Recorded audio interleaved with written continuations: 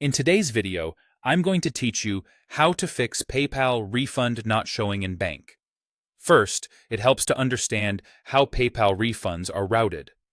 Refunds always return to the original payment method you used. If you paid from a bank account, the money goes back to that bank. If you used a debit or credit card, it's sent back to that card. If you paid with your PayPal balance, it usually returns there the same day. Timelines vary by method. Bank-to-bank refunds typically land in about 3 to 5 business days after PayPal processes them. Debit card refunds can take 3 to 7 business days. Credit card refunds may take up to 1 or 2 billing cycles depending on the card issuer. And PayPal balance refunds are typically same day. Next, check the refund status inside PayPal. Log in, open Activity, and use the filters to show refunds. Tap the refund to see both the status and the original payment method. You'll generally see one of 3 statuses. Pending means the refund has been issued but is still processing, which can take up to 5 business days.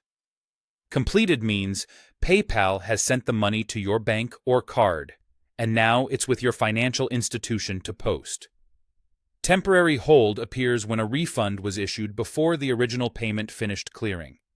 Once the original clears, the refund will complete automatically. If the refund is pending, give it the processing time listed. If it shows completed, your bank or card still needs time to post it. Count only business days, and remember that weekends and holidays don't count toward the timeline. It can help to search your bank or card statement by the exact amount and date range shown in PayPal. Make sure you're looking at the correct account. Refunds go back to the account or card used at the time of purchase, even if you later removed or replaced it in PayPal. Also check for split refunds.